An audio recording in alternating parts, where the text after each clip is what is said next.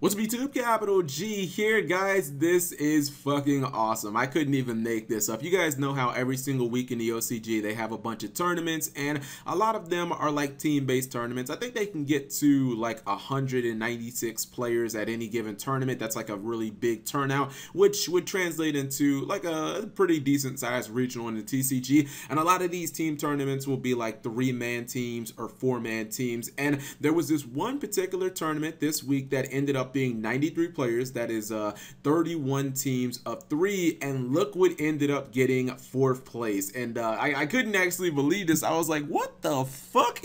Evil Swarm are back on the rise in the OCG, and 2 of the players on this team ran Evil Swarm, and the decks were almost identical. Now at first I saw this and I was like, this has to be some type of fucking crazy typo. There's no way that Evil Swarm have drawn themselves out of the pit that they have been in for the last couple of years, and they're back in the mix in the OCG meta. But it actually does make a lot of sense. I'm gonna show you guys the deck right quick, right?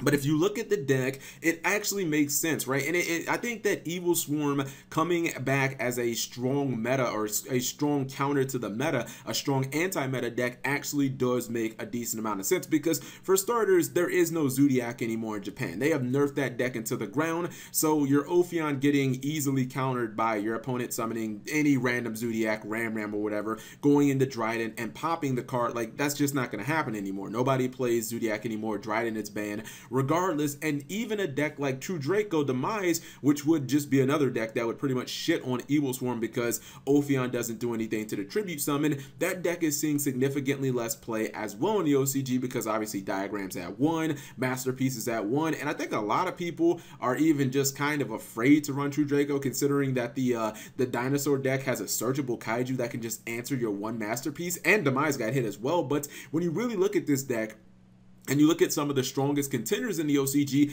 Evil Swarm, like Ophion specifically, can shit on those decks. We know right now in the OCG that the True King Dinosaur deck is extremely strong. It's like the strongest deck in the OCG. Maybe you throw in some Yang Zinks, maybe you don't. That deck is so hard countered by Ophion. The fact is that deck likes to synchro summon a lot. We saw that in the finals of the World Championship. I think the guy made Denlong and he made Trishula in the same turn. Well, you're not going to be summoning any Denlong. You're not going to be summoning Chambara, Trishula, any of those like flashy synchro plays. None of them are going to happen if you get an Ophion turn 1 on the board. You're not going to be able to summon Ultimate Conductor Tyranno, just another card. Your boss monster will never hit the board. In addition to that, if you're running any True Kings, I mean, those are just more dead cards in your hand, so you're not going to be able to summon those as well. So basically, the entire dinosaur deck just kind of gets shut down. And, you know, they can generally, like, Xyz in the dinosaur deck, but it's not an Xyz-based deck. Like, generally, people are synchro summoning much more than Xyz summoning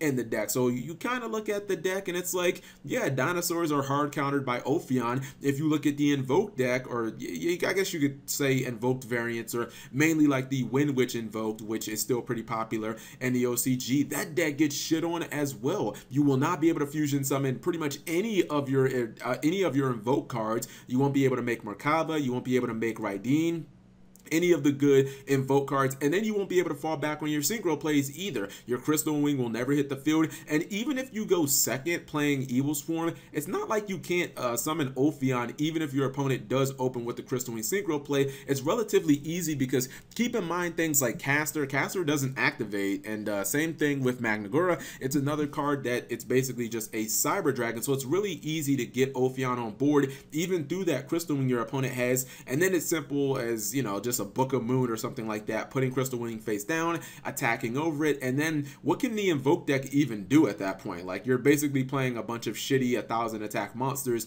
where an Ophion's just going to keep attacking, and since these decks, like, no one in the meta runs battle traps, the off chance that your opponent does have like 1 card in their deck that can actually out Ophion, okay, well then you just activate your Pandemic Virus against that card, and then you don't have to worry about that. And keep in mind, Ophion is completely immune to Kaiju, so that's another thing that it has going for it. And one of the interesting things that I noticed about this deck, I saw it and I was like, holy shit, these guys are too real. The fact that they're main decking 3 copies of Scapegoat in these Evil Swarm builds. Both players ran max copies of Scapegoat, and I was like, that is hella interesting. Now, I think that so that you can kind of cheese your opponent with like Decode Talker, and so that you can go into a whole bunch of Link monsters, because I can't show it here because obviously links aren't on YGL Pro, but if you look at the extra deck, these guys were running a ton of Link monsters. You can see they're running Link Spider, Proxy Dragon, Link Karibo, Mrs. Radiant, Decode Talker, Topologic, Bomber Dragon. I think the other guy may have been running Firewall Dragon. Let's see. He's running Gaia Saber, and neither one of them are actually running Firewall Dragon, but the what's it called? Like the Link plays are actually there too. And even though they obviously have 3 Bunny and we don't in the TCG, that does make up for, or that does make your Rescue Rabbit plays more consistent, because generally once you use Rescue Rabbit once on Heliotrope, the other copies of your deck become kind of useless. Now, obviously, you could potentially banish them with Pot of Desire, so the chances of you drawing multiple bunnies aren't that good anyways, but Desires is played at 1 in the deck. But you can use those other copies of bunnies for XC plays, or you could use them for, you know, Link materials and whatnot. Also, one other thing that's really important to note about this deck is because the OCG still has Exiton Knight, it gives them more options when going second. They don't immediately have to commit to something like the Ophion if they're going second and their opponent has maybe a Crystal Wing or something like that. They can Book a Moon that Crystal Wing, they can go for Exiton, they can wipe the board completely out, they can go for something like number 41, the Drunken Elephant, they can just stall the game out. So the deck actually has more options going second than it ever has before, and it's very interesting, this build. I also like the fact that they're not actually running Max C, and Max C is at 3 in the OCG. They're actually running 3 copies of Ash Forehead and Ghost Ogre. I think the sense is, like, you don't want a deck like True King Dinos, like you don't want them just popping off and you maxing them and getting like 14 cards in your hand, because as good as that sounds, without Regeki in the game, because they don't have Regeki in the OCG, what are you really going to do with those cards? Like, what if you draw 2 or 3 copies of Heliotrope? Like, that's terrible.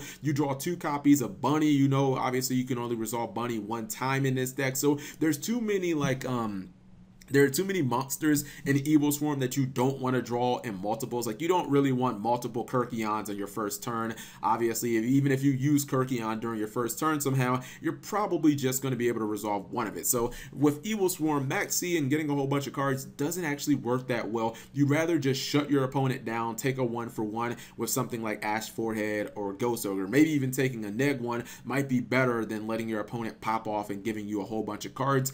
This deck doesn't translate perfectly to the TCG, obviously, because we don't have Exiton Knights. I think the bigger thing is that we don't have, you know, 3 copies of Rescue Rabbit. Hopefully, Konami will wise up and give us some of these cards back at unlimited status in the TCG. Like, what is Bunny really going to do outside of being played in a couple of decks in the TCG? The most of them would be anti-meta anyways. But I thought that this was really interesting, and if a couple of things go right, Evil Swarm could definitely be, it could be a very playable deck again in the TCG. I also think that it's not bad against ABC because it does keep Buster Dragon off the field. Obviously, ABC players would still be able to go for like an XC play if they open with Silver Gadget or Gold Gadget, but generally, like ABC, I mean, how many XC monsters do they really play? I think a lot of ABC players are playing Decode Talkers, so generally speaking, maybe ABC has like that 1 Castel or something like that. If you evac it, if you Solemn Strike it, if you Solemn Warning it, if you book it, if you use Ring of Destruction on it, that might be their only out in their entire deck. I don't think they run the Utopia package in ABC. So if you're playing against a deck like ABC and you get out Ophion and they go for like a Castel and you get rid of it, that might be the only card that can actually out your Ophion. So that could be another matchup that could be relatively easy for a deck like Evil Swarm. So I just thought this was really interesting. Wanted to share this with you guys, especially the Scapegoat, man. I told you guys Scapegoat was going to be a real card in the Vrains era. I can't wait for us to get more Link monsters so that this card can shine even harder. Anyways, whatever you guys thought, leave it in the comment section below. I can't speak for some reason. Oh my goodness, this is just coming off really bad. I think it's because it's like 5:15 in the morning. Anyways, thank you guys for watching. As always, subscribe if you have not already.